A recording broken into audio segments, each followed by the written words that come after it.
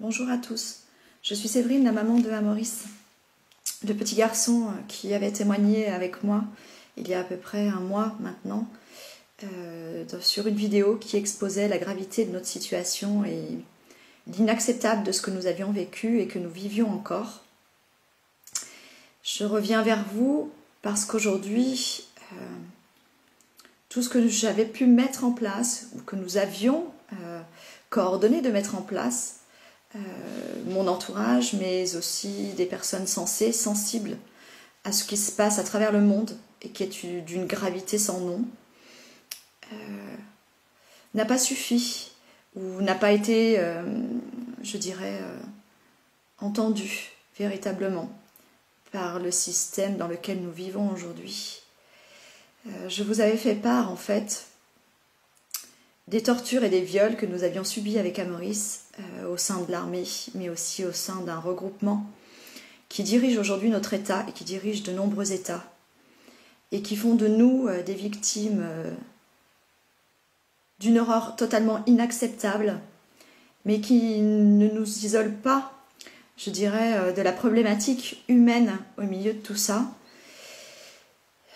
Car je dirais que des suites à cette première vidéo qui avait fait plus de 200 000 vues en moins de 2 jours,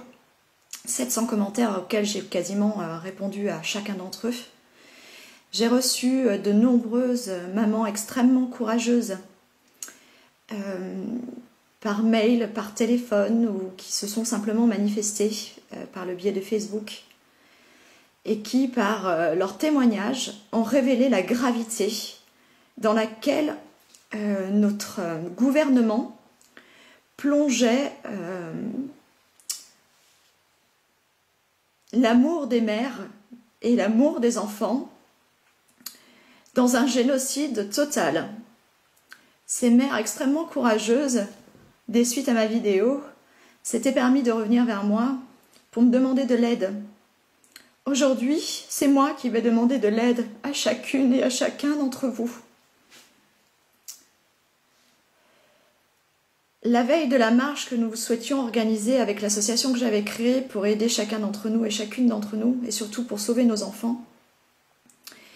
l'inacceptable, qui est déjà arrivé à plus d'une centaine de milliers de personnes ici en France, nous arrivait. J'ai entendu dire, par les réseaux sociaux, j'ai appris que mes parents avaient reçu une escadrille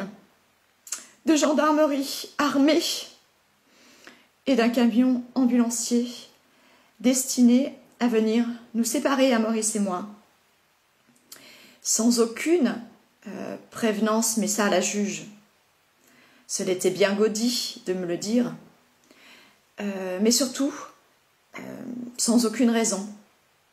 Aucune, à part celle qui est orchestrée aujourd'hui par notre système juridique qui couvre chacun d'entre eux, chacun de ces magistrats, chacun de ces dirigeants du gouvernement et chacune de ces personnes mêlées à toutes ces horreurs qui se passent ici, dans notre pays, mais à travers le monde, de manière extrêmement organisée. Se permettre de penser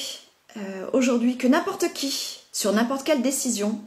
et surtout, je dirais, de manière totalement injuste, injustifiée, et totalement contraire à la vérité, est capable de vous enfermer dans un hôpital psychiatrique, juste pour couvrir des fins de crimes organisés, je pense que là, on touche quelque chose qui va au-delà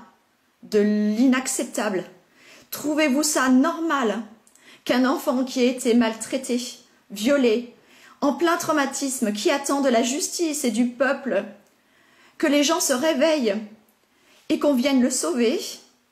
qui n'a que pour pilier la dignité de sa mère et la force de sa mère et son courage, pour penser un jour pouvoir se réparer, et qui dit chaque jour « Maman, c'est grâce à ton amour que je vais guérir »,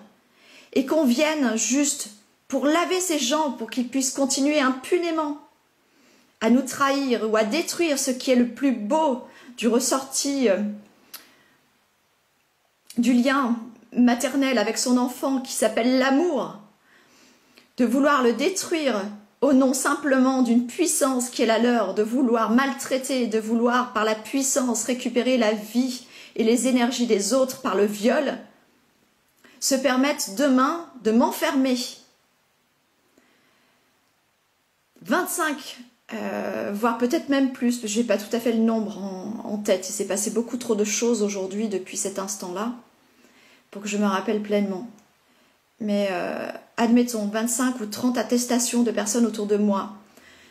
extrêmement saines, tangiblement liées à toute vérité, qui n'ont jamais nui à personne, et qui savent ce qu'est le bien et le mal et en faire la différence, ont dit de moi que j'étais une femme extraordinaire, remplie de courage, de force, de douceur et d'amour, et qui savait complètement accompagner mon fils depuis toujours, depuis l'instant même où cette vie est venue en moi. Je l'ai aimée et je l'ai portée comme une femme digne, une femme d'honneur, une femme qui n'a jamais bu d'alcool, ni fumé une cigarette, ni pris quelque chose qui puisse aller à l'encontre de la santé de cet enfant à partir de l'instant où j'ai su qu'il était en vie en moi.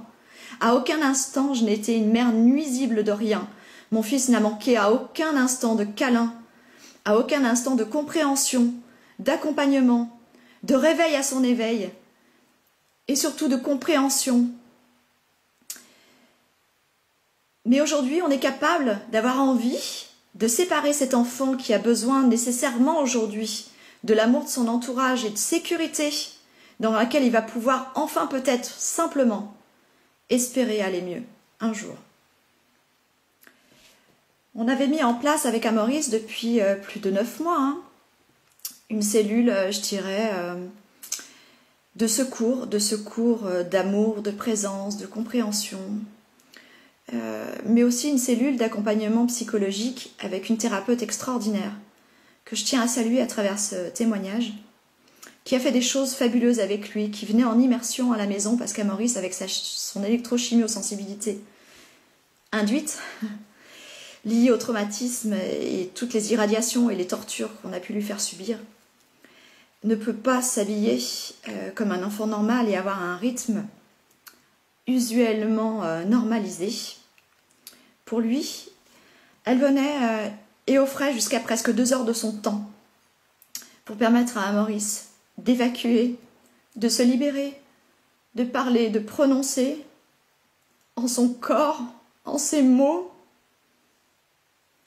la véritable horreur qui a été faite sur lui. Et qu'il sait qu'elles ont été faites aussi sur d'autres enfants, à d'autres degrés. Malheureusement, nous avons atteint un degré inhumain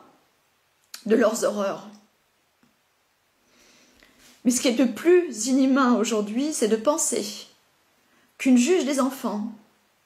ait pu, après avoir orchestré de toute grande manigance, la possibilité qu'un expert psychiatre dise de moi que je suis complètement folle, ou encore suicidaire,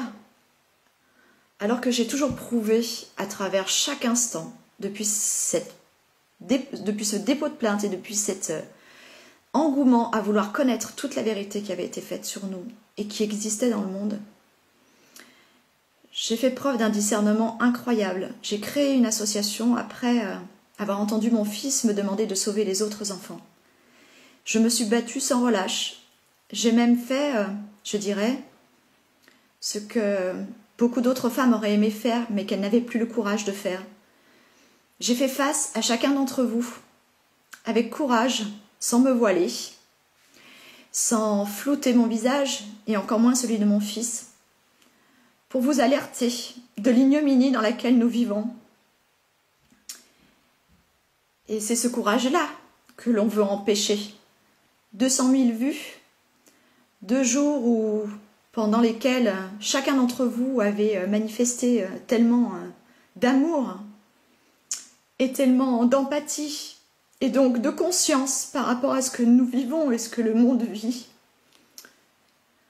Nous avons été censurés sur chacun des murs des gens qui publiaient cette vidéo, mais censurés parce qu'on a censuré la vérité et on veut censurer l'amour de ce monde. Et on veut censurer aujourd'hui la possibilité de mon fils et la mienne de nous retrouver. La possibilité de mon fils et la mienne de vivre normalement. de vivre comme une mère et son enfant pourraient avoir la possibilité de vivre. Mais nous sommes des centaines, des milliers de femmes à qui on a retiré impunément, injustement, leurs enfants pour les remettre dans des foyers où les enfants sont violés, où les enfants sont remis à ces confréries pendant la nuit. Et c'est ce que voulait encore ce juge faire ce jour-là, quand ils sont venus dans un plein traumatisme perturbé. Tout ce que nous avions mis en place, mes parents et moi, et Maurice, pour lui permettre de se rétablir. Qu'aurait-il été du traumatisme d'Amaurice de voir arriver 14 gendarmes, le chercher, le dérober à sa vie, à sa mère, et voir sa mère partir en ambulance alors qu'il sait. Il sait tout le bien qu'est sa mère. Il sait toute la conscience et la beauté d'esprit que je suis. Mais dans quel monde on vit, trouvez-vous ça normal que j'ai dû échapper à mon pays, traverser des frontières dans lesquelles, et aujourd'hui je voudrais le dire aux gens qui nous aiment, à vous, à mes parents, que nous sommes enfin en sécurité judiciaire là où nous sommes. Mais comment est-ce possible que j'ai dû prendre ce risque d'une cavale pour avoir seulement cette conscience, et la moindre petite folie qui ait pu être la mienne, c'est de penser que le seul moyen de mettre mon fils en sécurité et de ne jamais le séparer de moi était de partir. Et si aujourd'hui, la seule folie pour laquelle on m'accuse, c'est de dire la vérité, alors oui, j'assume. J'assume que ce brin de folie, j'aimerais que toute l'humanité puisse l'avoir, qu'on devienne tous des fous de l'amour et de la vérité, et qu'on descende dans les rues. Défendre nos enfants, défendre et défaire ce système illégal, criminel, qui accuse la victime et l'opprimé, et qui défend sa propre manipulation et son propre crime. Tout ça pour avoir des besoins de pédophilie, d'horreur.